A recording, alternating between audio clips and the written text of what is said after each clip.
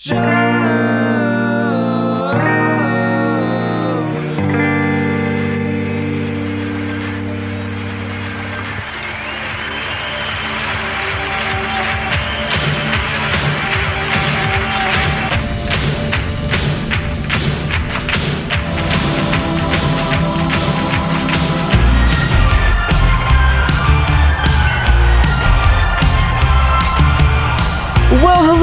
everybody. Welcome to another installment of Show to V with Mike G, the show of a Mezcal, Tequila, Arandas, Jalisco.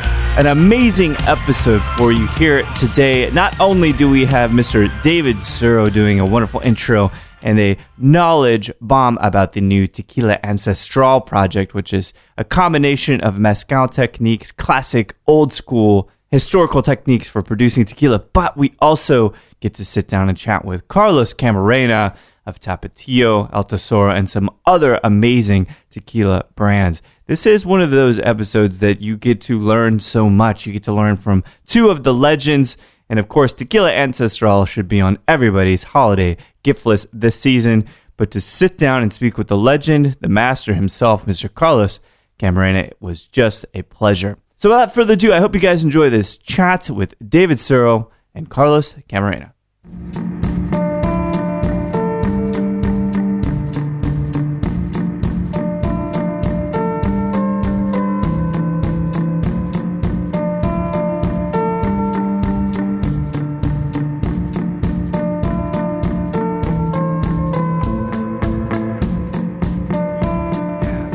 Very old but very new. Something that's good. Yeah, very good. This is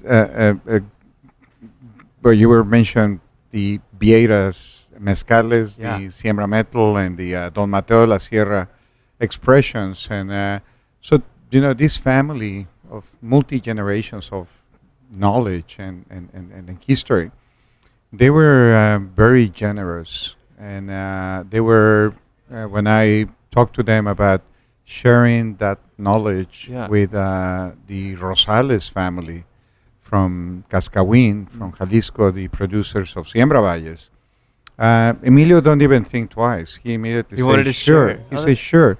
And that's very significant. I think the epicenter of this new expression, the Siembra Valles, that's what it is. Yeah. It's a collaboration. It's a reunite the agave distilled spirits family, which, for many different historical, cultural, geographical factors, it was divided, It does feel different. Flavor-wise? More than a century ago, the tequila, it take a different route and very successful category, and it went up to conquer the world. And it did. But obviously, in that process, we kind of like a walk away from these incredible flavors that traditional methods of production offer to our palates. Yeah. We walk away from methods of production who were, linked to centuries, many centuries of knowledge, of wisdom, of human wisdom. Right. So for at least 15, 20 years, I was really looking forward to be able to bring back those flavors, to go back to the genesis of the vino mezcal de tequila. Was there anything that you'd ever had that would taste like nothing. This could have never? It's because it's so old, right? It's not been done for more than 100 years. That's amazing. The peat roasted it's been over 100 years. The distillation in wood has been 300 years. Yeah.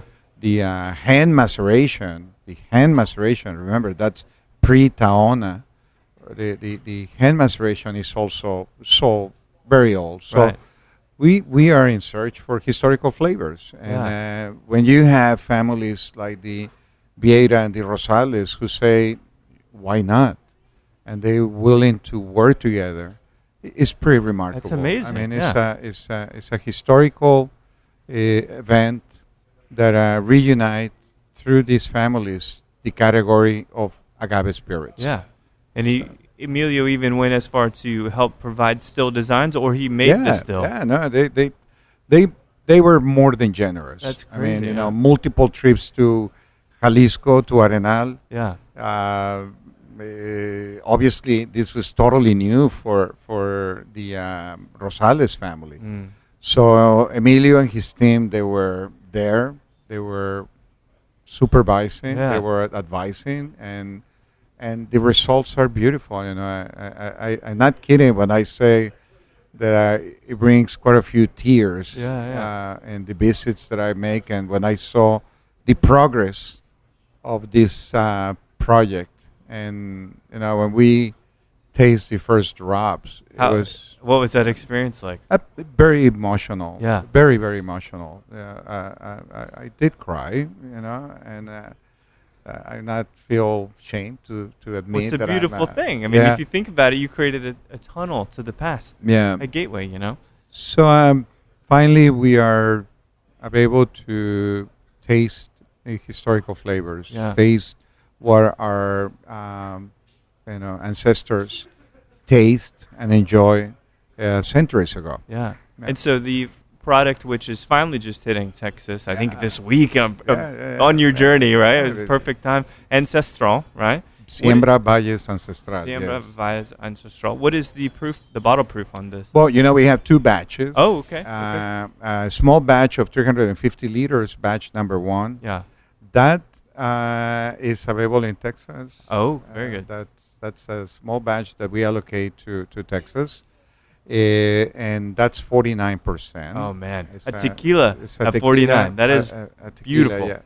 And batch number two, which was the big batch, big, Yeah. you know, In big, quote. in quote, which is about 3,500 liters. Oh, that's quite big. Yeah. That's 50.2%. So it's 100.4 proof. Wow. Gorgeous stuff. And I have to say that I also, as an addition to all these wonderful elements of the project, that particular batch is a bat friendly. Amazing. So Which it's I know is made always with a huge thing. Yeah. it's made with agaves that were they came from the plantation that Yeah. it was assigned to the experimental phase of the bat friendly project. Amazing. So batch number one is the historical. It's the first Yeah, 350 liters that were produced with these methods, Mhm. the ancestral methods. And batch number two, same process, but in addition is the bat-friendly agave. It's a which is, massive undertaking. And so for people that may not have the privilege of getting to taste it, which I'm very, very much looking forward to here in a moment, yeah. how is it different? How can you convey to people how different this ancestral Yeah, is?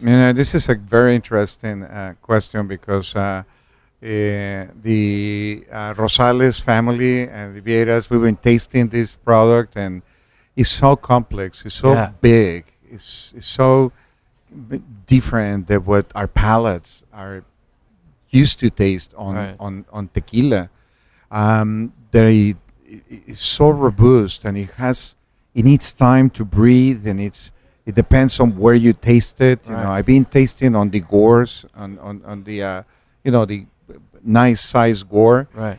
and it opens up in so many different ways. In the beginning, you have this very green, minty flavor profiles. Wow. Vegetables, some citrus notes. But then 5 minutes later, you have a complete different Yeah. message from this spirit. It gets very earthy. Lots of minerality. Dirt. The wet soil. Yeah. It's a spirit that it's so complex that I will lie if I can give a proper description, Yeah. because we still try to figure out what is the message from that spirit to us. Right. Yeah. It sounds like an experience with tequila that none of us have ever been able to experience before. No, yeah. I mean, it's for the first time. There was no parameters where we can compare this tequila with, because it was never done. It was not done for at least 3 generations of us. That's incredible. So it is You were fascinating. you were the first to the moon. You helped put these people together to combine and to I'm collaborate just the again. bridge between two great families and two very humble and generous families, and that's a privilege to be Yeah. able to bring together these incredible producers. Yeah, The work that you've done in facilitating such great minds and allowing them to contribute and collaborate, it is unparalleled, David. And it's just a lot of fun. it's Are you kidding me? I mean, this is, I call it this a job, yeah. but how many people out there would like to have my job? I don't even. We'll take a raise of hands right now. This whole room, absolutely. So it's a brilliant thing. And again, man, it's great to see you. And thanks so Great much to for see you, chatting. man. And we've got the last installment of the talks about Siembra Valles Ancestral here at King B in just a second. Can't wait to taste. I can wait to taste. I see, this is a nice crowd is gathering right The- now. The room's picking up. Share all the love from Jalisco and Michoacan with a lot of our colleagues. And thank you, Mike. No Thank better you, and thank afternoon. you for what you're doing. Oh, man. This is Always you a know, pleasure, David. bringing the word out. This is beautiful, and I really appreciate that you take the time to listen to me. We all appreciate you taking the time right. to bring this together. So All thank right. you so much, Mr. Cheers. Suro. Cheers to everybody. Usually 2 times a year. 2 times. Yeah, 2 or 3 times a year to different markets. So eventually I can get to a specific market every 3 years. Oh, or really? 4 because, 2 or 3 trips, but different markets in the U.S. Well, you don't see me that often. Yeah, I haven't seen- it's like coming been- back But I think to a almost 2 specific years. market. Yeah, Yes. something like that. It's interesting because if you think about the concept of rock stardom, celebrity, right? America loves their whiskey distillers, Yes. but they also love their tequila distillers. And you, in a sense, are kind of this rock star. People really enjoy engaging with you. How do you feel about how the world has embraced you and kind of put you on a pedestal a little bit as a distiller? Well, I think I do not deserve that kind of thing. But that's the and, best part, right? Well, it is fun, but it's still, even after so many years, it is still kind of strange to me that Yeah. that feeling, because I would say I'm a regular person. It's I a just regular try dude, to right? I just try to do the best as I can on Yeah. my own field, and that's all I do. And you don't see me very often because of that, Yeah. because I love to be in the agave fields, and I like to be on top of everything at the distillery. Yeah. I mean, as a master distillery, that is my place to You be. kind of have to, yeah. I usually don't think of myself as being a PR person. Yeah. If you get me to talk, well, I will talk, but Yeah. but I'm not kind of a PR person that is outside promoting and doing public presentations and things like that. I like to be at my distillery working. Yeah, it's an amazing thing because that's the weird thing about, I've talked to a lot of people about this. We romanticize because now there is agave in Texas, right? But it's kind of untapped, right? But Mexico is this amazing place. It's very, very diverse, lots of different languages, lots of different cultures. But we romanticize you in that place, And so to the West, if you will, or to the States, we're looking for people to just kind of like hold up and have as these icons of the industry. And the thing I love about it is you're humble, right? You're just saying, well, I'm just doing what I'm doing, which is an interesting thing. You mentioned, too, yesterday, when you guys were here for that tasting at the Townsend, you have 4 daughters, is that what you said, or 3 daughters? 3 daughters. 3 daughters. Is that the future of the distillery, your daughters? Well, that's what I see. Actually, one of them is already working at the distillery. that's The great. oldest one. Yeah. How old The is other she? 2 are still in one in college and one in high school. Yeah. So the oldest one is 25. Oh, that's She perfect, has 1 year that left college, and now she's part of our company, and she's working there and learning her way through every single aspect there. That's So amazing. I see that is the future. I mean, that's the next generation to take care of the distillery. Does she have a good? I imagine she's got an amazing palate. Yes, he has a good palate, and also she has training. She Yeah. has taken kind of a professional courses on good. on tasting, and therefore she's certified also. That's incredible. Yeah, I mean they need to be prepared. Yeah, well, I don't want to talk about how much longer you're going to be doing this, but you've created such a legacy in kind of a short amount of time. So tell me a couple of the brands that you're working on. You talked obviously Tapatio and all that, those SKUs, but also El Tesoro. Is that right? Yes, we produce actually right now 4 brands Four, coming out of La Alteña Distillery, which is Tapatio. That is the brand that my grandfather started with. Yeah. Then the second brand coming into the market from our distillery was El Tesoro de Don Felipe. Yeah. The third one has been Ocho. Oh, that's right. Yeah. Yes, Well, and of course, how could I forget? and lately we have another brand in certain markets in Europe and just coming into the U.S. in certain places, which is Villalobos Tequila. So those are the 4 brands that we are currently Keeping you working. very busy. Yes, So you were born in Mexico? Is that safe to assume? that is correct. Yes. How far away from your current distillery were you born? Was it pretty close? Actually, no. I was born in Mexico City. Oh, okay. I mean, if I go back this 50-something years, Yeah. probably there was not very good doctors in Arandas. So every time that my mother was ready to give birth to a child, she would run to Mexico City because actually she was from Mexico City. Oh, really? And therefore she would go to her parents' house in order to have the baby there and someone to take care of her. She was not very confident on the doctors on that little town of Arandas. Yeah. And so all of my sisters, my brother, myself, all of us were born in Mexico City. Wow. But after a few days, we would go back to Jalisco. But you're all healthy. To sign off, you guys head back, right? And then I feel Jalisciense. I feel from Jalisco, even if kind of like by an accident, I was born in Mexico City. By an accident. How many brothers and sisters do you have?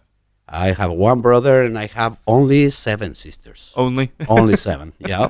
So the daughters thing really runs in the family, does it? I live surrounded by females, 7 sisters, 3 That's not daughters, bad. my wife, and my friends teases me saying that in my house even the dogs are female dogs, which is true. Yeah. So I love to live surrounded by women. I think that's a pretty good quote. I think that works for any guy, right? Yes. It's funny too because Tomas was talking about his pursuit of women as well. You know, this is maybe a thread between you two guys, the heartbreakers, the Right. rebels, right?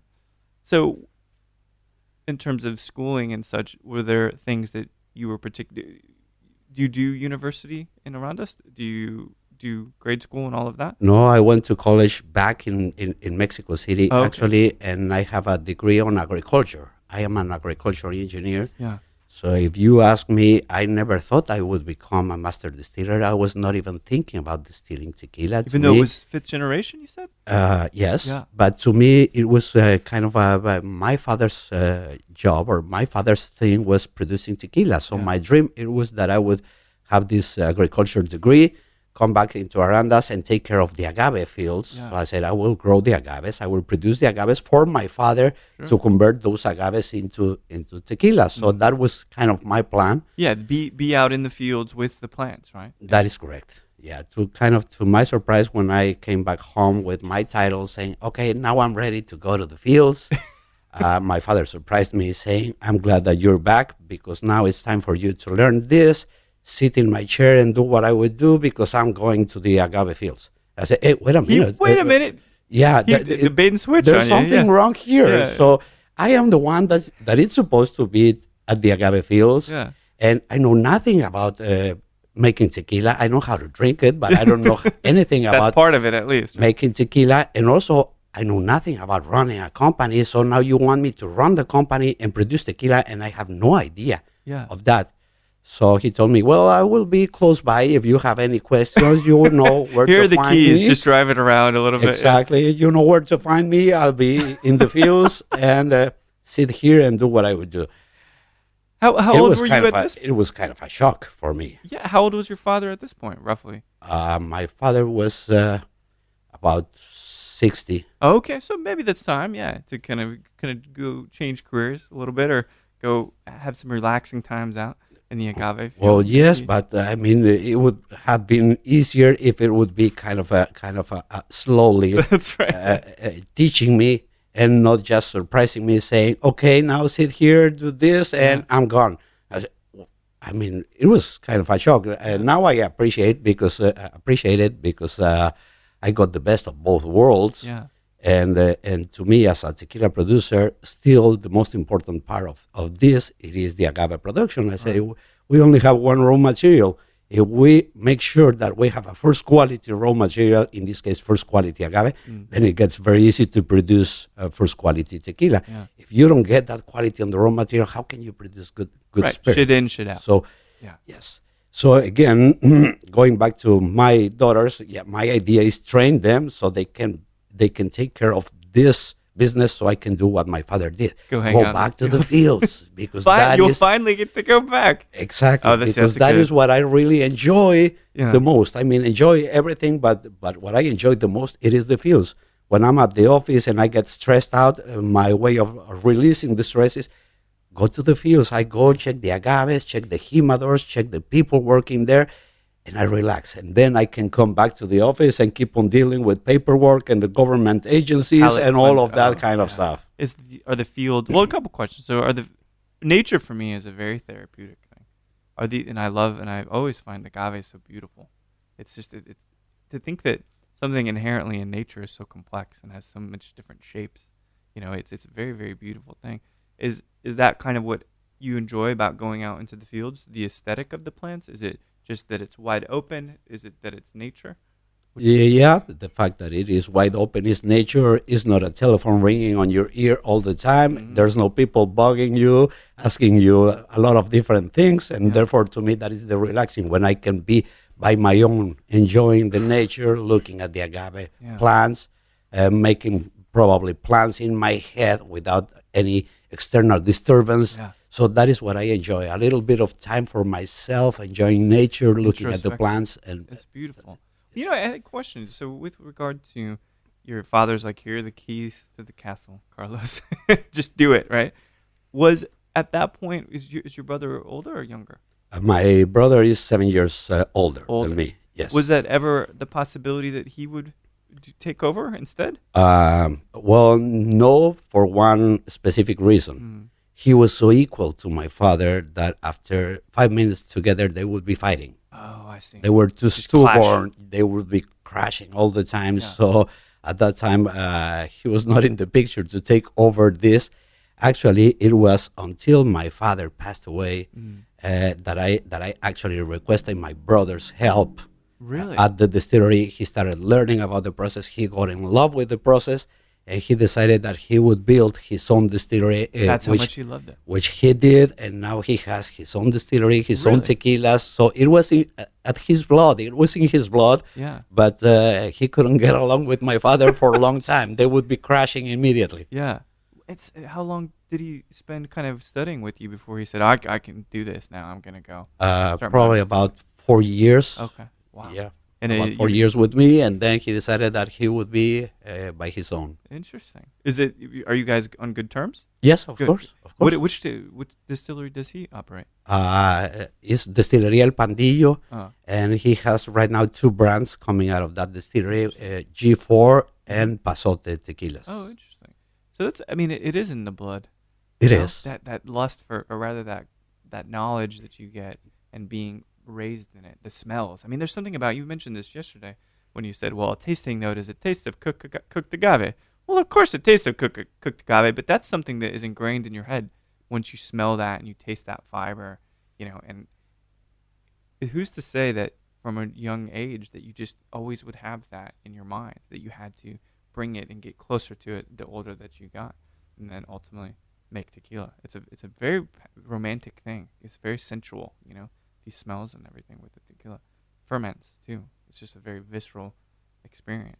So did you enjoy, though, having to step away from the fields, having to operate the distillery? How long would you say it took before you said, I'm very confident in this now, I know that I can make great tequila? Probably that period of, again, probably 4 to 5 years on this learning curve.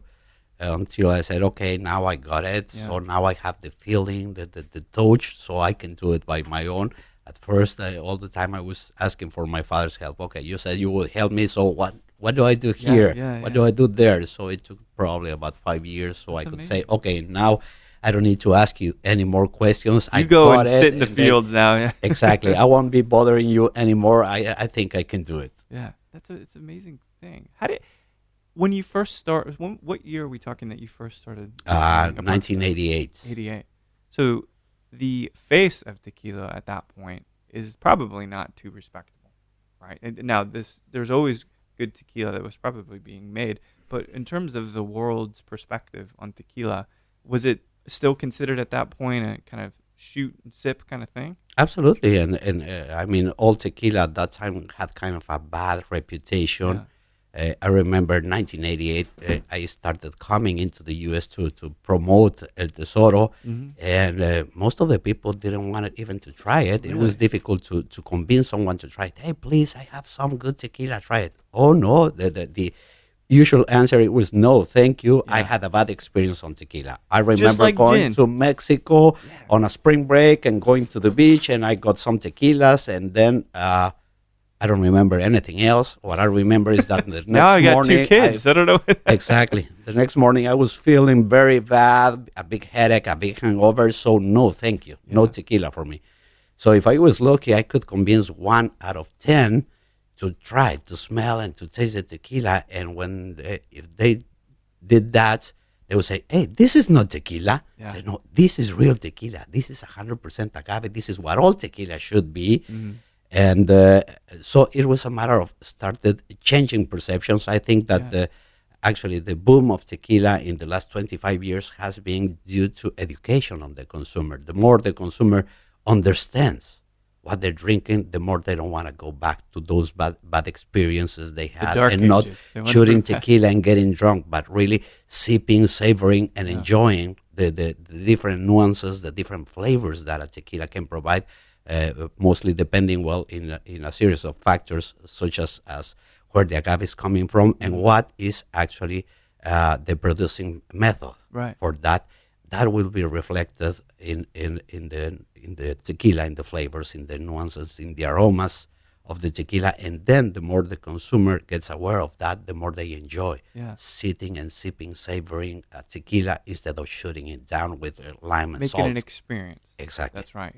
Savor it. Right. Yes. This is almost a recent emergence in the culinary world to sit down and enjoy your food, right? Because at least in the States, because we're in this different era, we're past fast food now. We now have places where you can sit and eat food that was grown 5 miles away. Like Austin's very, very good about that. But the fast food piece is yet still really catching on in Asia and things like that. So it's interesting because they're still behind. So with the growth of tequila, it's profoundly changed. Do you think that it's become a pretty big cash grab for everybody now that they see that the perception of tequila is improving, that people want to enter this market and they want to get their own label? Is that pretty a large problem? That is correct. I said that again in the 80s. It was difficult to sell tequila because of the bad reputation that it had. Yeah. Now it is same difficult or more difficult tequila because tequila is popular. Yeah. How come? Well, when I started again with my father in 1988, there was only 20 running distilleries in Mexico and around 70 different brands. Yeah. Nowadays we have about 170 distilleries in Mexico producing some of those multiple labels, and therefore we have about 1,300 different brands in the market. So it is confusing for the consumer going to a liquor store and they find shelves full of tequila, and it's confusing to find out what is good, what is not that good, what is the difference, why some tequilas are probably $20, $25 a bottle, and why there are some that are $40, $50, $100 or $300 a bottle. It is confusing. So it is same difficult now because tequila became popular, and now everybody wants to have their own brand of tequila. Well, they see the dollar signs, and reach the market. Yeah, that's right. How do you feel about those? I mean, because I know the costs of operation for a distillery quite well, as obviously you do as well, knowing those raw materials, and you have pick of wonderful, perfect, agave to pick. A lot of people use lesser, and they kind of do blends of, you said, second-rate or third-rate agave. So knowing that for a reasonable price, I can get Tapatio, I can get Ocho, bottle of either of these.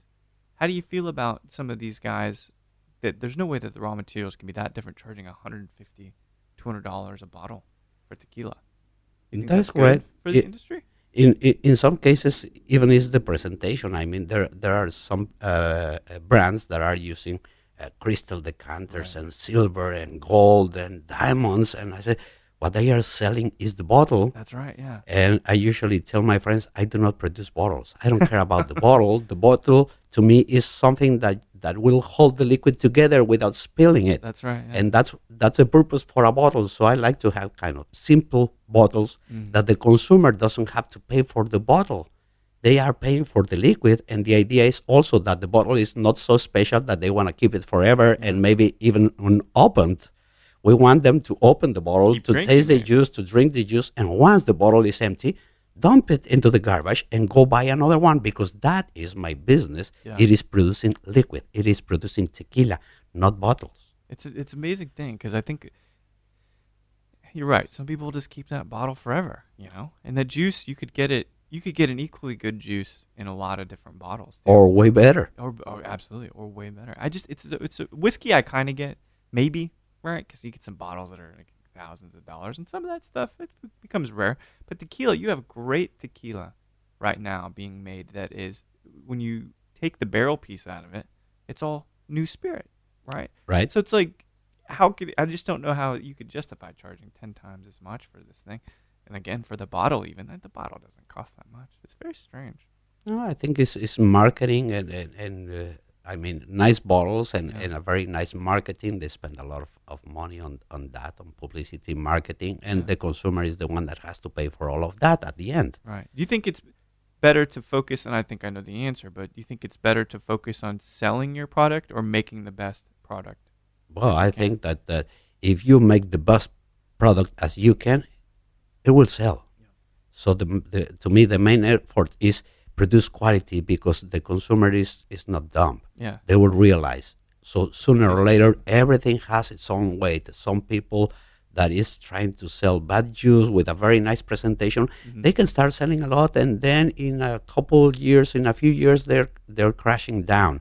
But if you have a good product and you have a quality and you have a consistency, the consumer will notice, and therefore you can have a distillery for generations and you keep being in the business. Yeah. It's not overnight that you can build a reputation. You can destroy a reputation in one split second, a bad decision, and it comes crashing down.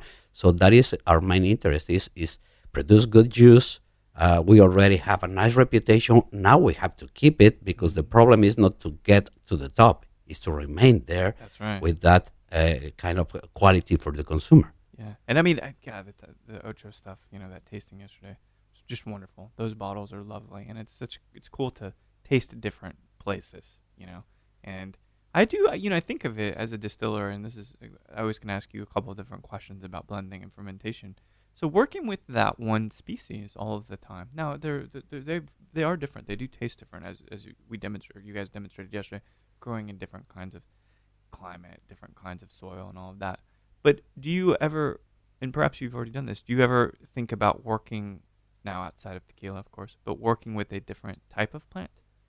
Just for your own personal kind of creative journey? Actually, we can't. Right. I mean, we can't produce, according to Mexican law, if we have a tequila distillery, we cannot bring any other plant. We cannot distill any other thing that tequila. No, by law, if it's tequila, it is tequila, and that's it. So we don't even have the chance to think about playing games around and, hey, what if I start distilling some brandy here? Or what if I use other species of agave and I produce another different spirit? Yeah. We can't.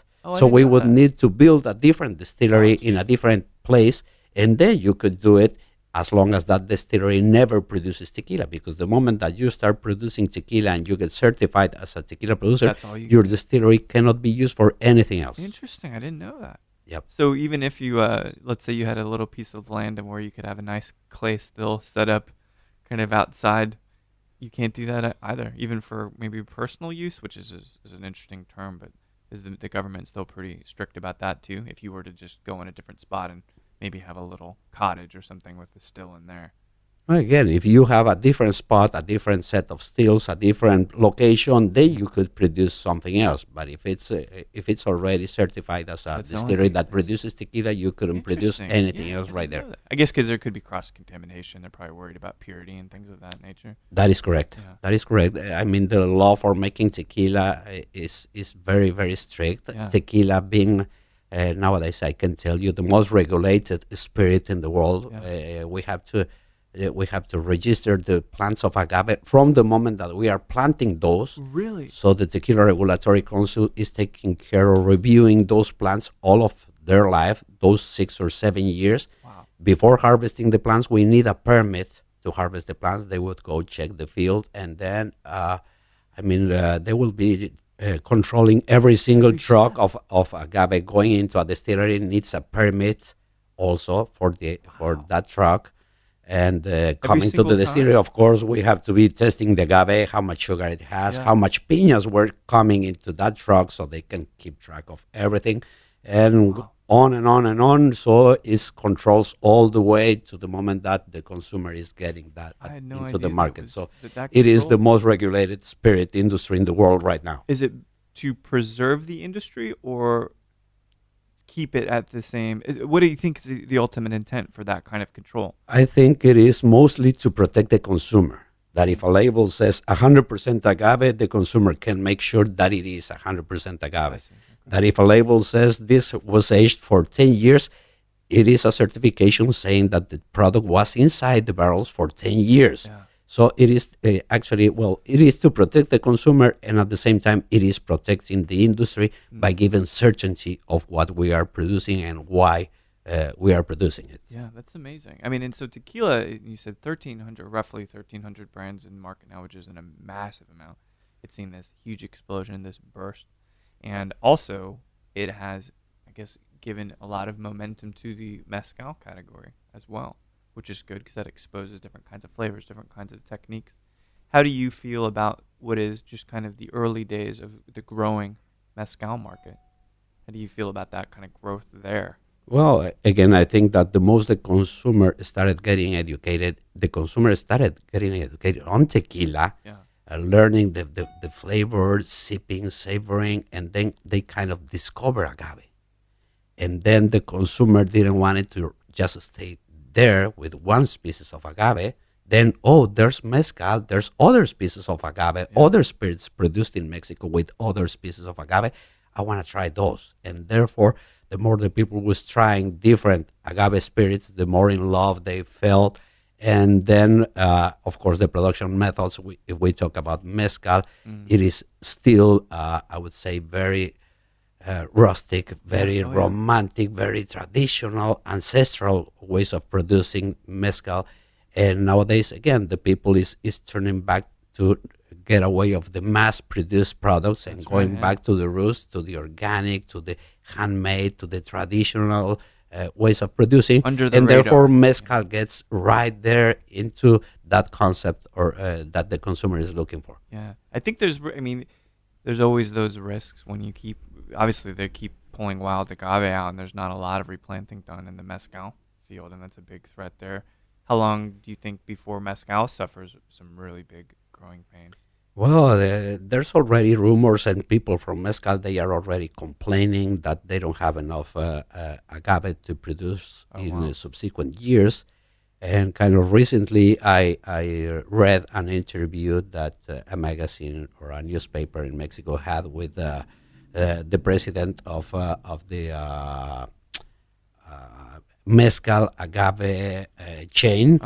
And he was saying that probably next year they would be running out of agave, and therefore they would be coming to Jalisco to buy blue agave, the same as in the past. Some tricky tequila companies were bringing agave from Oaxaca into tequila with different species, which it was illegal.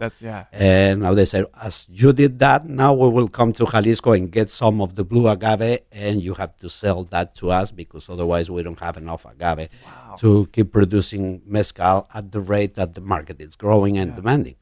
That's incredible. I didn't realize we're coming up so close to that crisis, A couple things. I found it very interesting. You were talking about just genetic singularity or the lack of diversity gene-wise. And we'll talk about that in a second. But I do want to get your take on mezcal in general. In terms of your palate and your preferences, does mezcal, is that a pleasing spirit as well as tequila for you? I'm sorry. No.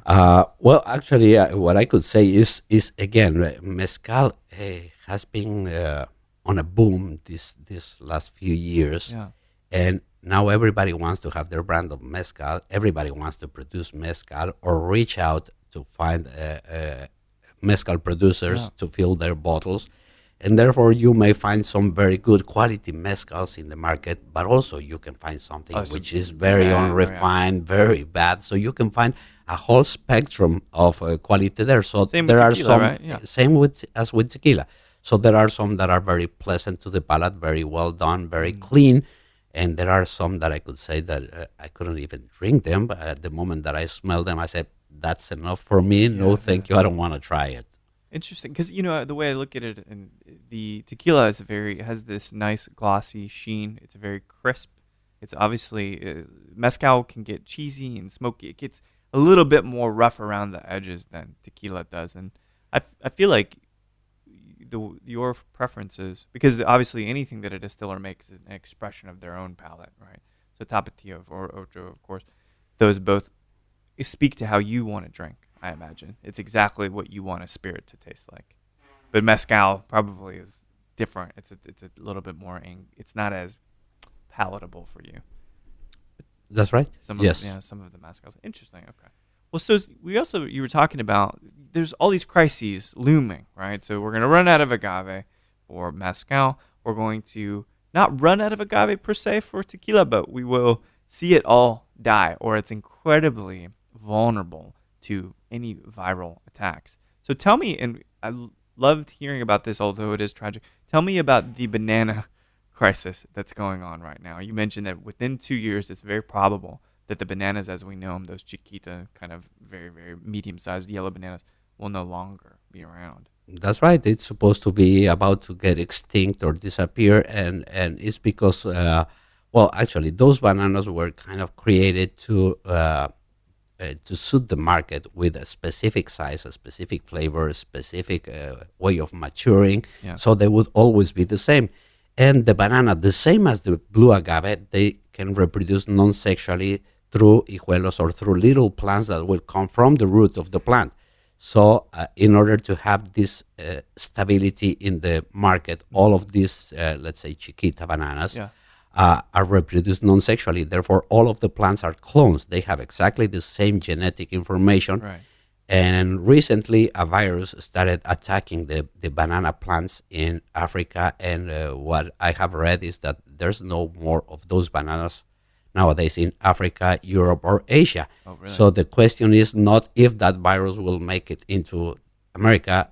It is when. Yeah. 1 year, 2 years from now, and when it reaches the plants here, also they will have the same vulnerability, and they will probably get extinct. That specific variety. I mean, bananas will keep existing, but you got red bananas, different plantains, ones. Yes, the plantains, the little Dominic bananas, and some other bananas will be there, but this one is about to get extinct.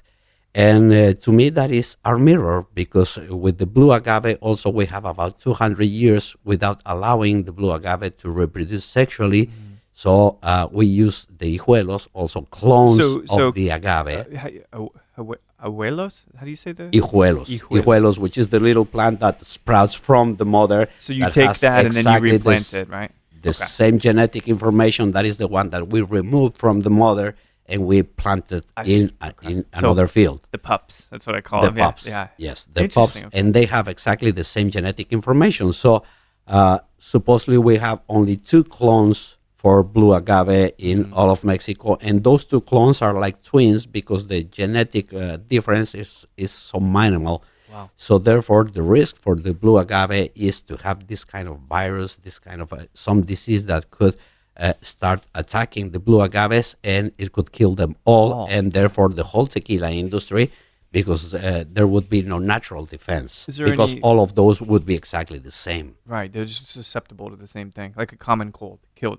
that killed influenza, killed millions of people, at some point because they all had the same kind of Or like the makeup. phylloxera, who got rid of all the grapes in Europe Yeah. in the early 20th century. Mm. So that kind of thing is what we might be facing. Is there any in the agave. precedence of that occurring in the agave species? Are there any recorded history of that kind of virus or disease affecting those plants? Not yet. I mean, we have some diseases, but so far they haven't been so violent, so threatening. But still, there is the chance. When that would happen, we don't know. 20 years, tomorrow, 100 years, 500 years from just now, a looming risk. we just don't know. But what we know is that it is a very big risk to have a mono clone on a plant that gets cultivated over and over and over and over, and therefore no defense for a possible attack of some disease. And this led into some studies about, and you said the BBC was coming out. Was it next week or so to tape and kind of record bat movement? You said because the bats are that the is ones correct, because the agave being a plant that during the day is dormant, it's not breathing, it's not transpiring, it's not doing anything, it's preserving the energy there, and it's at night when it really is alive and it's doing all of these physiological movements. And when the agave plant reaches maturity, spreads out something that we call a quiote, which is a stalk that would flower and it would eventually seed. And those flowers are closed during the day and they are open at night. So the natural pollinator of those plants has to be a nightly animal, and therefore it is the bats. The bats are the pollinators of the agave that will come at night, have the pollen, and go to another plant and keep feeding from the pollen of the agave plants. And you said they've got a range of up to 140 miles a night or something like that, right? Yes, according to the scientists, a bat can fly up to 140 nights per night. That's just incredible. to feed himself. So the purpose of what we're doing now with what we call the bat-friendly program, it is that we are allowing a certain percentage of our agaves that reaches maturity to actually grow that quiote and to flower and to attract the bats so they can come and get fed by the pollen of those plants. And our purpose on the long term, it is actually, we need to track down those bats. Find out where they're going and we how will far be trapping spreads, those bats, putting GPSs on them in order not to gonna track like that, how, Carlos. how far they are flying, where they are coming from, where they are going to every single night, to see how much is the chance that they are visiting also some wild agaves in the area that also have, and then they would cross-pollinate and bring some new genetic information into the blue agave, not changing the species, but at least making it a little more resistant to this possible attack of an insect or a fungus or a virus or a bacteria or something in the future. So that is the purpose of this plan. It sounds like a really brilliant plan. I think, again, the bats, I don't think they're going to like the GPS, but it's good. I guess they clip their wing, something like that, and then they kind of carry it with them. Yeah, but it's so small. Right? It is so small, the GPS, that they don't even feel it. And the thing is that we are not harming them. We attach this, and that is the idea. I mean, we don't have so many GPSs to get lost. So the idea is that we need to track them so we can see at which cave they are sleeping at night. So after they get fed, because when they get there, they will be throwing those GPSs kind of to the ground. So the next step is going to that cave and find those GPSs in the floor, collect them from the manure of the bats, keep collecting those things back so you can keep on using them. Who gets to do that job? Actually, it's going to be the students of the University of Mexico that are working on this bat program. Well, that's good. That's what they want to change the world. They're going to have to get their hands dirty, right? Absolutely. And you met, it's such an interesting dynamic with us here. So we're here in Austin, and you guys are actually just shortly here, probably about 20 minutes or so, heading out to San Antonio. It's a beautiful, beautiful market, great personalities, and it's a very safe place to be. So where the distillery is located now, is that a pretty safe part of Mexico? Not a lot of violence in that area? Not right now. I mean, it is in Arandas, Jalisco, in the highlands of Jalisco.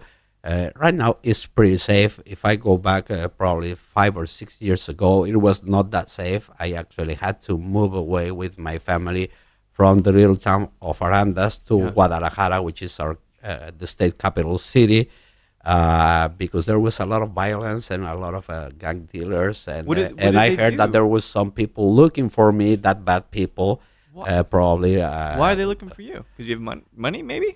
Well, Or because you're influential? that might be the perception. Oh, this guy is producing tequila. He must have some money, and therefore there were some hijackings in Aranda, some kidnappings, and these people was looking for ransoms and things like that.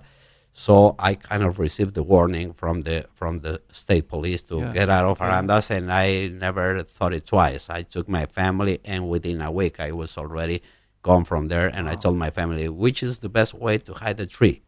At the forest. Let's go to the big city, because then we get lost among other 4 million people. Nobody knows who we are. Nobody cares. And then we can get lost in that multitude of people. And that's what we did. That's crazy. And but now it is safe. I keep going back and forth every single day to the distillery. We're 1.5 hours away, so it's not such a big distance.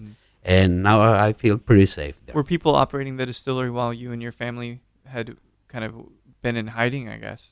Because you guys were still operating, weren't you? Yes, absolutely. But you can't be in, because you're the person that people perceive as. Well, I was going anyways, but I tried to go on a low profile and switching cars every single day, switching my timings on getting to different at different times, at different fields, different areas. Yeah. So I wouldn't be an easy target. The thing with these groups is that usually, if you follow a routine, they will know exactly when to get it, how to get it, and what is their runaway strategy. Yeah. If you are switching all the time this routine, is no way that they can make up a good plan. Interesting. Okay. So that was what I did by recommendation of the authorities. It was switching cars and low profile and changing all of your routines, so they couldn't really keep track of what you were doing. Do a lot of people in Arandas, Arandas or Arandas, yes. Do a lot of people have to live like that? Where they have to really fear for... No, actually, some people could move, and the rest of the people who remained there, well, there was fear in the town, and the people would go home very early during the day. Nobody was there at night because it was dangerous. So it was not good. Fortunately, it didn't last that long. It was a 2-3 year period, and then it was over. What drove that element out? Well, I think that the main problem was that different gangs were fighting to control the area. I see. What I would guess, without making sure of this, is that one of those gangs took control of the area, and therefore they are already doing probably their business of dealing with drugs, but do not messing with the people in the area. They don't need to, because exactly. They just need to operate the business. They don't need any bumps. And they don't need any other source of income. And the problem when they were fighting each other is that they couldn't really make their business. Couldn't show up to work because they're fighting, right? And therefore they try to get money from other sources. That was the threats, and you had to pay for security, and you had to pay them. Even in my case, in order to be able to harvest some agave fields, I had to pay them the permit, so they wouldn't actually disturb my people, so we could collect the agave in those particular fields. So we had to pay ransom somehow, but then they started hijacking people, killing people for bigger ransoms, and that's when everything got very dangerous. Did you lose any staff to the violence? No, fortunately That's not. great. And actually, all of my staff really protected me, because when these groups were looking for me and they were asking questions about me, my people would say, "Oh no, we barely know him. He lives in the U.S. and he never comes here." Right. And they would say, "How can you do your job?" "Oh, well, he calls by phone to the office, and by radio they give instructions to us, and that's it. But we barely know Carlos. We don't even know how he looks like." And things like that. So all of my people really, really protected us. That's incredible. I mean, and that's the thing that we absolutely take for granted when we drink this stuff.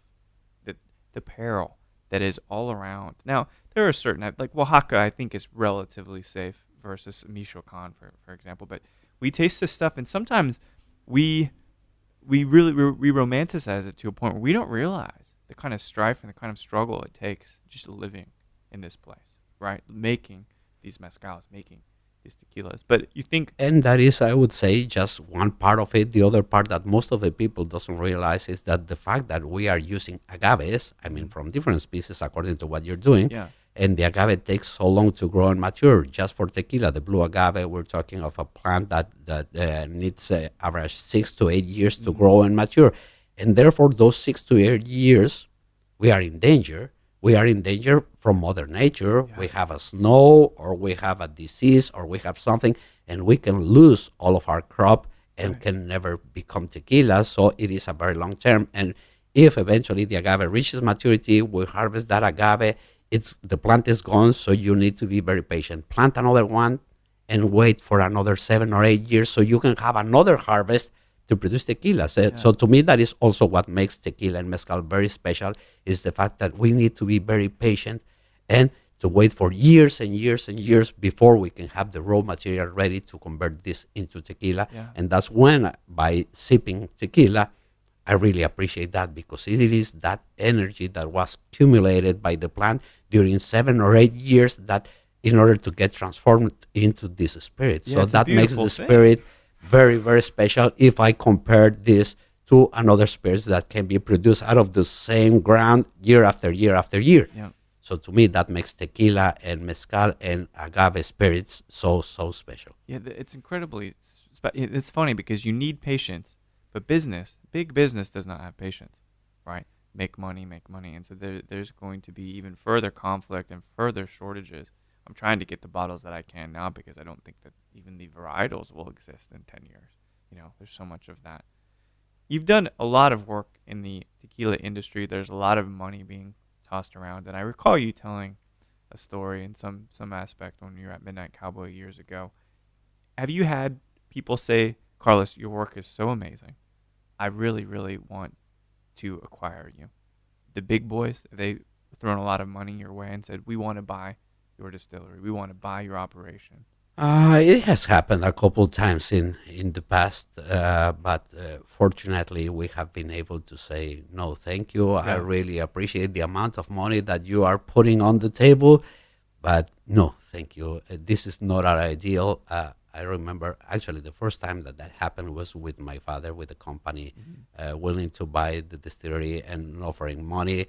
And I was very young. I was 18 at that moment. So when they were offering the money, I was kind of picturing myself on a Ferrari. I said, yeah, here comes my Ferrari. Yeah. And then my father said, no. And they asked, why not, Don Felipe? Why don't sell the company if you're already saying that we are generous, that we are putting more money on the table than what your business is worth?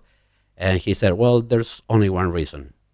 I don't want my kids with plenty of money in the bank to spend and nothing to do, because that will destroy them. Yeah. So I prefer to leave them something to work for, to feel proud of. And if they make their job well done, the money will come. So the main purpose is not looking for the money. The money will be a natural aspect of what you're doing if you do it right. So it's not the main purpose. It is a way or a mean to get things done. That's a really wise thing. And it's the same so thing. I same said, message from. Oh, sorry. Go ahead. At that moment, I said, "Goodbye, Ferrari." Yeah. And you don't need then a Ferrari I realized anyway. I don't need a Ferrari. I love to go to the agave field. So what I need is a 4-wheeler, a pickup truck, something practical. And those I already got them. So why do I need the Ferrari for? To keep it at home without using it because there's no use. I don't need it, and I don't need the money in the bank to spend. I mean, we have a decent living. We are not very rich, but also we have a decent way of living, and that's all what we need. So we will pass the estafeta to the next generation, and it will be their decision if eventually they sell or not. But at least not in my lifetime. You think your daughters? It seems like they want to work too. They want to be a part of that business. That is correct. Do you see any of them saying, "Well, we just kind of want to sell the business"? I couldn't tell for granted, but I hope they won't do it. If they are developing the same passion and the same love for this industry, I'm pretty sure that they will remain that way. Interesting. But still, who knows what the future brings, and therefore they might eventually be in necessity of selling. I don't know. I cannot tell. It's interesting, but I mean, you say your 25-year-old daughter has good business sense. She's got good knowledge of the distillery. In a way, she's starting out in a well. You come from academia too with your agriculture degree, but it seems like she's a new generation. Do you think she'll bring some ideas to the table that you hadn't thought about? She has already brought a lot of ideas to the table, and she's driving a very nice growth in all of our brands in Mexico and everything. And she studied marketing, and she's applying those marketing ideas, and now we are looking at big growth, actually kind of as a joke. I told her about a month ago that I was about to fire her. And she said, why? I said, because you have done such an excellent job that now I don't have enough tequila in the warehouse to sell. So please stop selling the tequila. Stop promoting, stop selling a little bit. You're too good. Because you're too good for what you're doing right now. That's so funny. And I mean, that's a good problem to have, right? Yes. I think so. When you talk about the brands that you have, so Tapatio, it's funny. I talk about music all the time, and I feel like each of the brands are kind of their own band. But do you like the freedom that you get with Ocho to capture, rather embrace inconsistency? Because that is kind of, for a lot of the bigger brands, the antithesis of what they're trying to achieve, right? Because they want it to be the same thing all the time. And sometimes, and you guys were talking about the neutering of tequila, which makes a lot of sense when you chill filter and pull those oils out. But how do you like having that creative flexibility with Ocho? As I would say with our other brands, with Tapatio, with El Tesoro, with Villalobos, we are always looking for consistency because the consumer already are expecting some kind of flavors and aromas coming out of those tequilas. So the idea with Ocho, it was to go the other direction and to get that freedom of saying, hey, I will show you what the tequila tastes like depending only on where the agave is coming from. And I know that they will be completely different, but I don't care. Yeah. I want to experience. I want to experiment in that direction. I want that freedom that I'm not concerned about. Makes you feel good to have that kind of freedom, right? Exactly.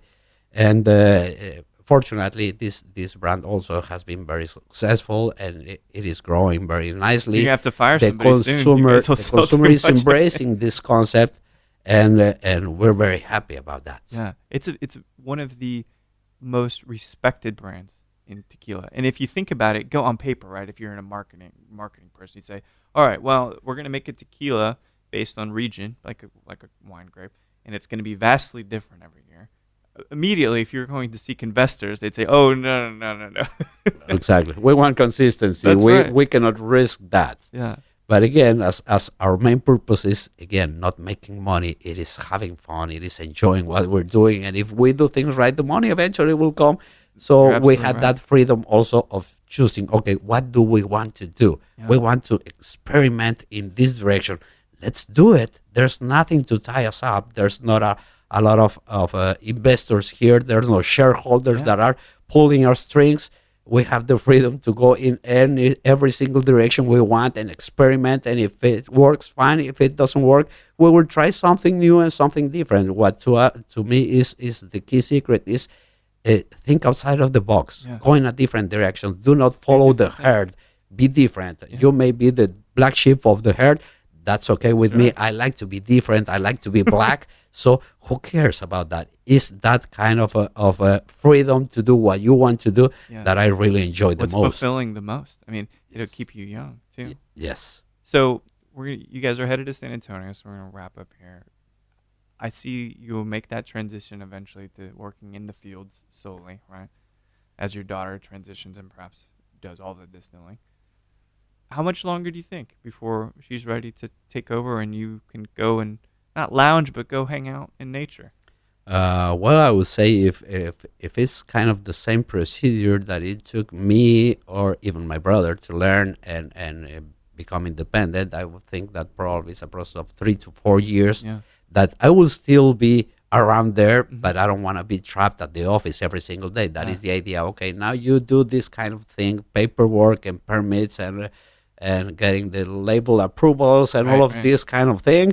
And I will be close by at the next field, so I will be close enough. So if you need me, I'll be right here. But so its process probably will take 3 or 4 years, so I can That's kind pretty of close. start uh, letting them free. This is the time that they are spreading their wings. Yeah. So 3 or 4 years, they will be able to fly by their own. It's a pretty amazing thing to be able to hand off. Your father had a very, very amazing foresight in saying, like you say, that if you do something wonderfully and with passion and honestly, the money will follow. Don't ever do it for the money. That's the wrong reason. And the fact that he wanted to keep you kids busy That's right. to do something respectable and work, because now you have a piece of something. You are getting your hands, they smell, they're dirty. There's something to be said about that as a lost art. And distilling is really something to get your hands dirty. And, the stuff that you and Tomas are working on together is lovely. And that Puertecita, I think that was the one that specifically appealed to me.